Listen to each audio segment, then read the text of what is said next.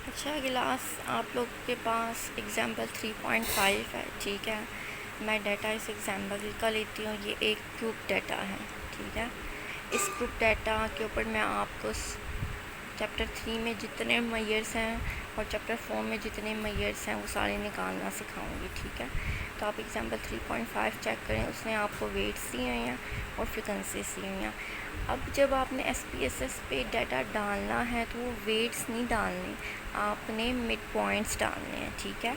और mid points आपको निकालने आते हैं, मतलब मिड पॉइंट्स का एक कॉलम आपको खुद बनाना पड़ेगा। मिड पॉइंट्स किस तरह निकलते हैं आपको पता है। 65 + 84 डिवाइड बाई 2 74.5 आ गया। 85 + 104 डिवाइड बाई 2 94.5। इस तरह मिड पॉइंट्स का पूरा कॉलम बना लेंगे। और दूसरा होगा फ्रीक्वेंसी से ही हमें पता चला है कि ये एक ग्रुप डाटा है। पेपर में आपको ग्रुप डाटा ही आएगा। तो अब SPSS पे आपने 2 कॉलम्स बनाने हैं। ये SPSS है, ठीक है। आपको नज़र आ रहा है कि एक आपके पास डाटा व्यू की शीट है और एक आपके पास वेरिएबल व्यू की शीट है।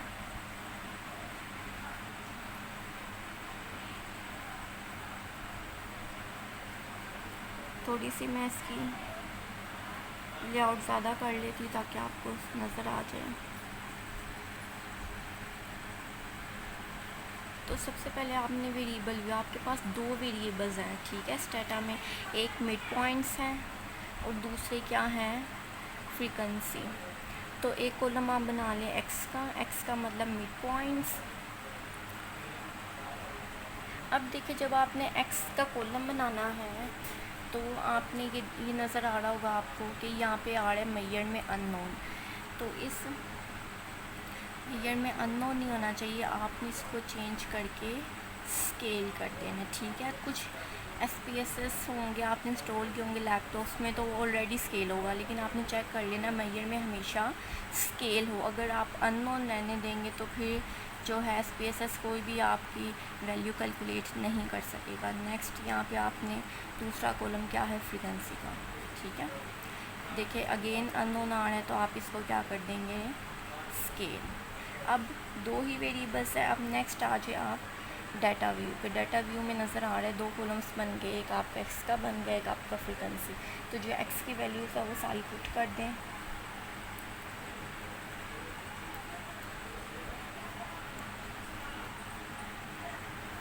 सेवेंटी 94.5, 94.5, 114.5,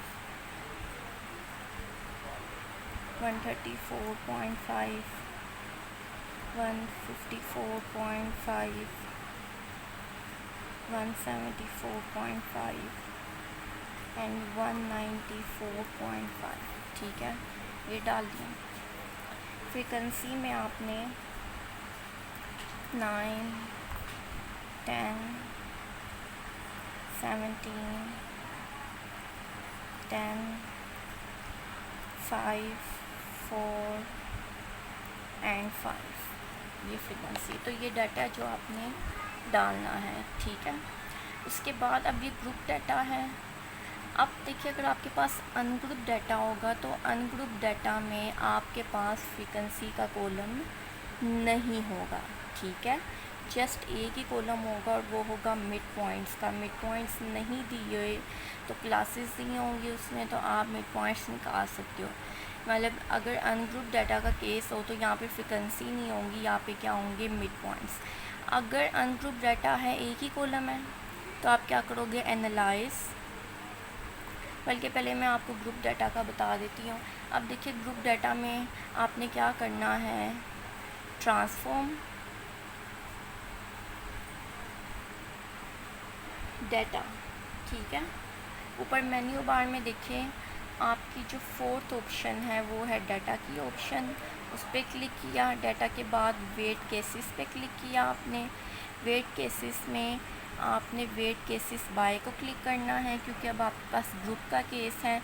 और इस फ्रीक्वेंसी पे क्लिक करके आप इसको फ्रीक्वेंसी वेरिएबल में क्या कर दोगे, एक्सर्ट कर दोगे। फिर आपने क्या करना है, ओके। समझ आ गई। इतना काम जब आप करेंगे तो आपके पास आ जाएगा weights by F. Weights by F का मतलब कि उसको आइडिया हो गया है कि ग्रुप डाटा है, ग्रुप डाटा में उसने जो भी काम करना है वो अकॉर्डिंग टू फ्रीक्वेंसी करना है। इतना एडिशनल काम होता है ग्रुप डाटा में, अगर ग्रुप डाटा ना हो तो फिर ये काम नहीं होगा। नेक्स्ट आ जाए एनालाइज पे। एनालाइज में बाद आप आ जाए डिस्क्रिप्टिव स्टैटिस्टिक्स में, फ्रीक्वेंसीज पे आ जाएं। फ्रीक्वेंसीज में आपने इसके ऊपर एक्स को ले जाएं। स्टैटिस्टिक्स में आप देखें क्वार्टाइल्स हमने चीज़ निकाली थी, इसको पढ़ा है। कट पॉइंट्स याद होगा, एक पॉइंट था आपके पास डिसाइल्स का, ठीक है। तो ये यहाँ पे क्या निकालेंगे, कट पॉइंट। जो डिसाइल्स अगर आपसे D9 मांगता है, D8 मांगता है, तो यहाँ पे आप उसकी वैल्यू इंसर्ट कर दोगे।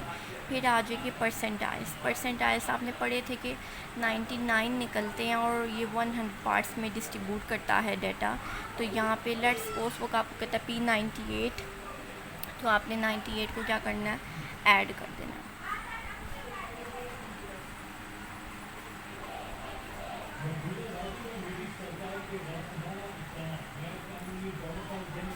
फिर उसके बाद आपने सेंट्रल टेंडेंसी में मीन को, ठीक है, मीडियन को, जो जो मैयर उस क्वेश्चन में आपसे मांगे आपने उस पर टिक कर देना है। ये मोड आ जाएगा, ये स्टैंडर्ड डेविएशन है, वेरिएंस है, रेंज है, ठीक है। मिनिमम मैक्सिमम चाहिए तो निकाल लें।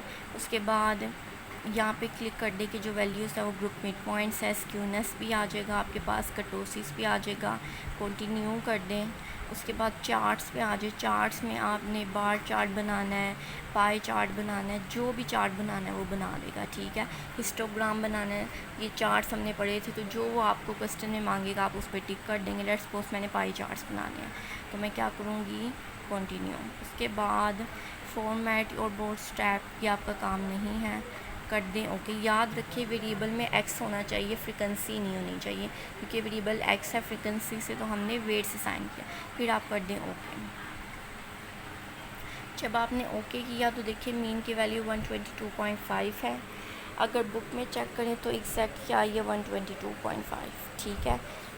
इसी तरह अब बाकी चीज़ें आप देखिए, मीडियन है उसका आंसर आपने क्वेश्चन पेपर पे जो है स्टेप्स लिखने हैं कि open SPSS file, insert the variables in variable view, ठीक है, इंसर्ट data in data view, then in menu bar click data weight cases by, सारा मतलब स्टेप बाय स्टेप आपने एडो स्टार के लिख देना है, ठीक है। उसके बाद mean is equal to this, median is equal to this, mode is equal to this, ये जो जो चीज़ें आपसे मांगी थी वो उसने दे दी हैं।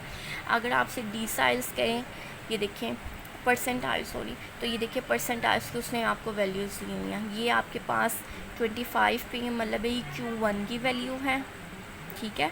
आपको पता है 25% वेरिएशन एक्सप्लेन करता है फर्स्ट क्वार्टाइल। 75 का मतलब ये Q3 की वैल्यू है। 75% वेरिएशन एक्सप्लेन करता है थर्ड क्वार्टाइल, अपर क्वार्टाइल, ठीक है। 50 आपका मीडियन है, और मीडियन चेक करें उसने ऊपर भी दिया हुआ है। उसके बाद ये सारी उसने डिसाइल की वैल्यू आपको दी हुई हैं।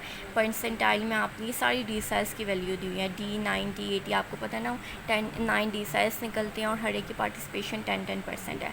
लास्ट में परसेंटाइल 98 हमने कहा था, तो वो देखिए उसने वो दे दिया। उसके बाद हमने पाई चार्ट कहा था, उसने पाई चार्ट भी बना दिया, ठीक है। तो ये सारा चीज़ अब आपका चैप्टर नंबर 3 और 4 इसके ऊपर डन हो गया। Okay girls.